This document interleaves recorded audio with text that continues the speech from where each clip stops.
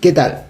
Como comentaba en el video anterior, todo lo que comemos, todo lo que bebemos, todo lo que inhalamos, todo lo que entra por la piel va a tener consecuencias, va a tener reacciones bioquímicas en nuestro organismo, ¿cierto?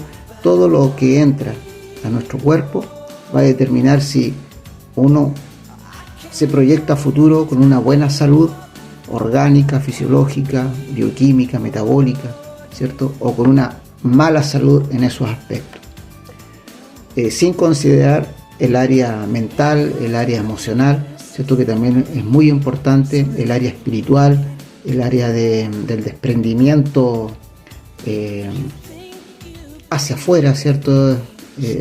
Todo lo que nos rodea y todas esas variables que nosotros no controlamos porque está en nuestro inconsciente, está en un área de nuestro vivir, de nuestra existencia, que nosotros no consideramos porque la vorágine de la vida, la educación que hemos tenido no nos permite darnos cuenta de ese otro aspecto que no es orgánico, que no es corporal, que no es físico y que no es material, ¿cierto? Que no tiene que ver con el corazón, con los pulmones, con el intestino, con el páncreas, con el corazón, con la tiroides, con el cerebro, con la oreja, con la nariz, con los ojos.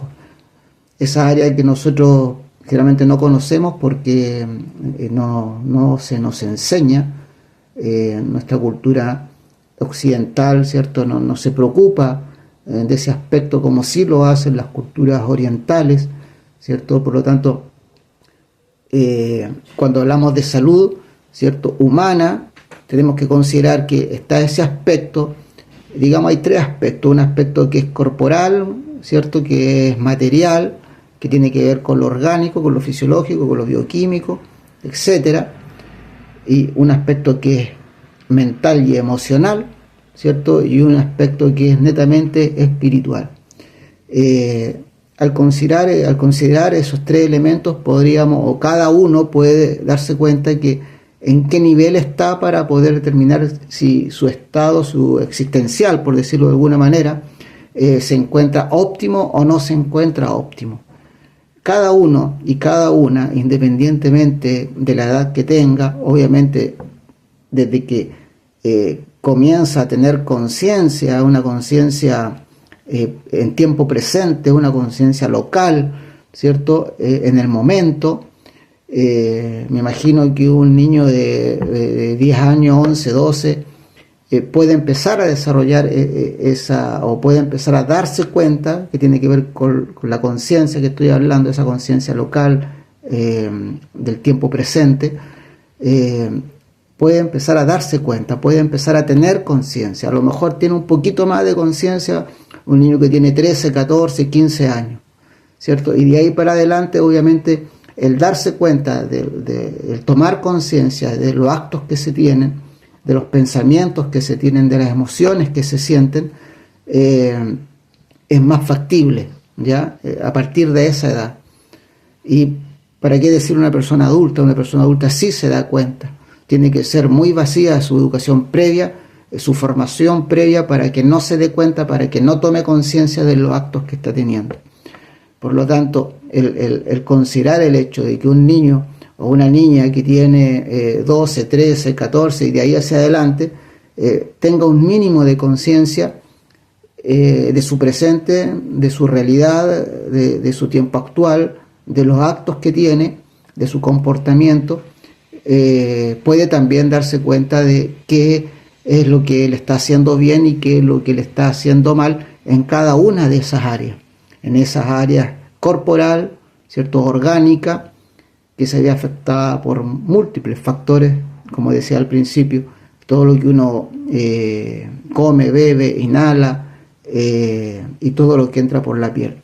Por lo tanto, ese aspecto corporal, que una persona a esa edad o desde esa edad empieza a darse cuenta de cómo le afectan esos elementos en el plano corporal. Pero también está el plano mental, emocional, donde también toma conciencia de que pensamientos le están afectando negativamente y qué pensamientos le están afectando positivamente en su estado emocional. Son dos áreas que se trabajan, por decirlo de alguna manera, que se visualizan y que se enseñan bastante en una escuela, en una universidad, en el ámbito laboral. Se trabajan mucho ese aspecto, esos dos aspectos, corporal, físico, el aspecto mental, emocional. Pero se deja mucho de lado el tema espiritual, el tema de lo que está ahí pero no se ve, ¿cierto? El tema de lo que está dentro de nosotros, que en algún lugar y que se proyecta hacia afuera y que no tiene ninguna incidencia ni emocional ni corporal. ¿Ya? Ese aspecto espiritual está totalmente fuera de nosotros, en otro plano, en otra dimensión, y de eso no se toma conciencia porque uno no lo percibe, uno no lo sabe. Hay que ponerse a profundizar ese tema con especialistas que realmente tengan muchos años de experiencia en esa área, ¿cierto? Que saben de lo que hablan, gente que ha publicado libros, gente que tiene, digamos, una opinión bastante certera, bastante válida, gente que estudia el tema, que no lo viene estudiando hace 2, 3, 4, 5 años, sino que hay gente que viene en el mundo, ¿cierto? Gente, especialistas, profesionales que vienen estudiando este tema, que no tiene que ver con lo corporal, que no tiene que ver con lo emocional, y que vienen estudiándolos hace 30, 40 o más años. A esa gente hay que escucharla cuando uno quiere aprender ese otro aspecto del ser humano que puede ser más fuerte o no, más potente o no que los otros aspectos, dependiendo de cómo uno lo vea, ¿cierto? Porque si uno se planta en el presente y uno piensa en el presente y los problemas del día a día y los problemas, qué sé yo, la dinámica, la vorágine de la vida cotidiana, familiar, laboral, económica, material, etcétera, la salud. Por lo tanto, uno siempre deja de lado esa otra área. Así que los invito a que puedan profundizar o darse cuenta